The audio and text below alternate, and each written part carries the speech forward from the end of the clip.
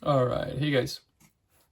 So we're working on using the second derivative to find relative extrema, and we have two examples. Okay, so I just kind of want to, we already did the first one, but just let me rehash real quick. Okay, so the steps are, normally we take the first derivative, right, set it equal to 0, we find our critical points right here.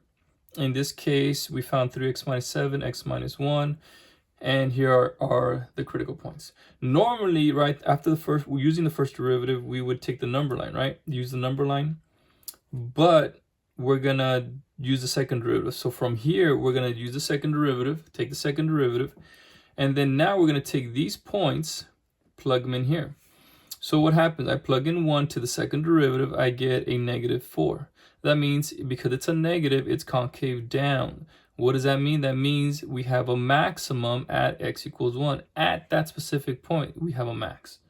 And then we do the same thing with 7/3, right? We multiply, we plugged it into the second derivative, all right, and we got +4. And that means we have a concave up because it's a positive number. It doesn't really matter what number it is, as long as it's a positive or a negative. And so it's concave up, therefore we have a minimum at x equals 7/3. And you can verify by just graphing it on maybe like Desmos or something and checking it out. Now the ones that get a little bit tricky are these here. Okay, I want to do one for you guys here. We got 2 sine of x cosine of 2x. The first derivative is 2 cosine of x minus 2 sine of 2x. Now, just be careful here. Make sure you use the chain rule. Okay, that's how I got that 2 there. Set it equal to 0. I factored out a 2, but then we still have this. And anytime you have these trig relationships, you always want to have the same cosine, cosine, or sine, sine. Now this guy is going to cause me some trouble, but if you remember from pre-calc, you have these trig identities, and this is one of them, the double angle formula. And it says that the sine of 2x is equal to 2 times sine of x in cosine of x. And so that's what I'm going to use to substitute into here. Okay, and then what happens? Well, they both have a cosine, so take that guy out, you're left with 1 minus 2 sine of x. Now that they're factored, we can do it here. Now, after you divide by 2, you get cosine of x equals 0. After you bring the 1 across, divide by -2, you're going to get 1/2. And here's where students sometimes kind of get confused. Now, we're going to use this one, sine of x. Remember, here they're asking for the angle. At what angle is sine equal to 1/2? And I have my students use their hand mnemonic. Remember, you want sine to be 1/2. You're trying to find that angle. Okay, so what is that? Let me see. Remember, this is your x-axis, this is your y-axis, this is 30 degrees, 45, and the 60. This is pi over 6, pi over 4, and this is pi over 3. Okay, so you want sine to be 1/2, so you want one finger on the sine. So if I bend this guy, whatever finger I bend, the top fingers represent the cosine values, the bottom fingers represent the sine. Hey, 1/2. Is it always over 2? Yes, the unit circle is always over 2.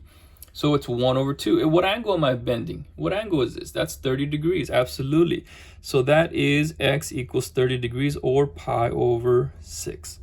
And that's how I got it. What about this one? Well, where is cosine of x equal to 0?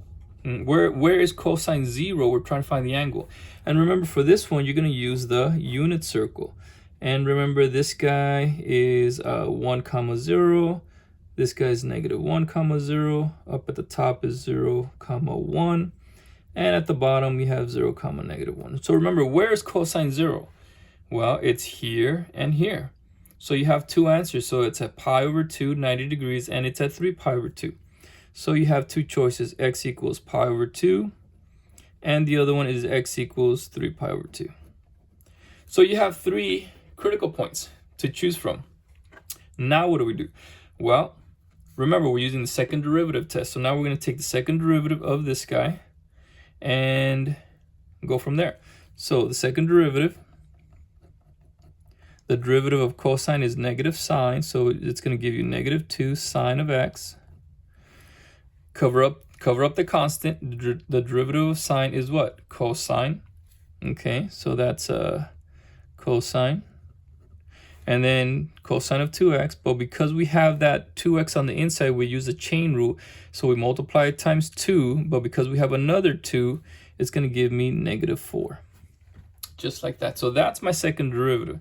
Now what do? Well, I'm going to go ahead and plug in pi over 2, 3 pi over 2, and pi over 6. So now what do? I'm going to plug in pi over 2 into my second derivative and see what I get. Do I get a positive? Do I get a negative? Okay, so negative 2 sine of pi over 2 minus 4 times cosine of 2 times pi over 2. And let's see here. And what's sine of pi over 2? Well, here's the sign, right?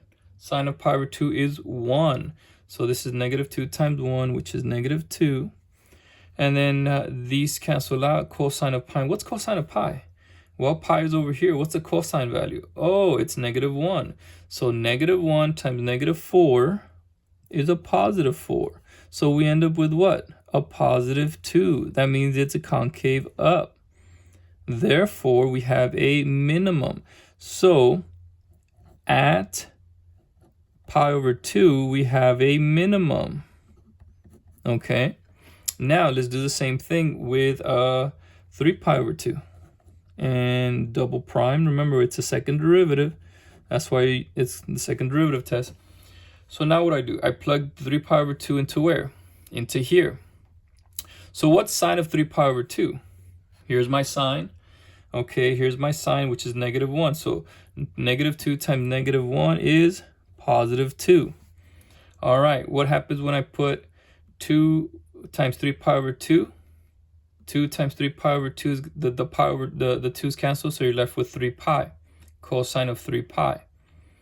Okay. And cosine of 3 pi, well, let's see, this is 1 pi, this is 2 pi, 3 pi is over here. What's a cosine of 3 pi? Negative 1. So negative 1 times negative 4 is a positive 4. And what do we get? We get a positive 6. So that's what? Concave up. What does that mean? Same thing. We have a what? Therefore, we have at x equals 3 pi over 2, there is a minimum. Okay, there's a minimum. All right. And then the last one, pi over 6. Plug it in, f double prime of pi over 6. All right. What is sine of pi over 6? Right, so we're not going to use a unit circle anymore. We're going to use our hand mnemonic. What's pi over 6? Well, that's 30 degrees. Pi over 6 is right here. What's the sine of pi over 6? Remember, sine represents the bottom numbers. How many fingers? 1. So the answer is 1 over 2. So negative 2 times 1/2 is negative 1. And then what about cosine of 2x? So what's 2 times pi over 6? And I guess I'll just put it, well, no, we can do it in our head. 2 times pi over 6, that is pi over 3. So pi over 3 is over here, 60 degrees. What is the cosine of pi over 3? Cosine of pi over 3 is up here, 1. 1 over 2. So 1 over 2 times negative 4, that is negative 2. And you end up with a negative 3. Therefore, it's going to be concave what? Concave down. Okay? And because it's concave down, we're going to have a max. So we have a max at x equals pi over 6. All right, guys. So hopefully that helps you guys out. And in order to go ahead and use the second derivative to find the relative extrema. All right, guys. All right. See you guys next time.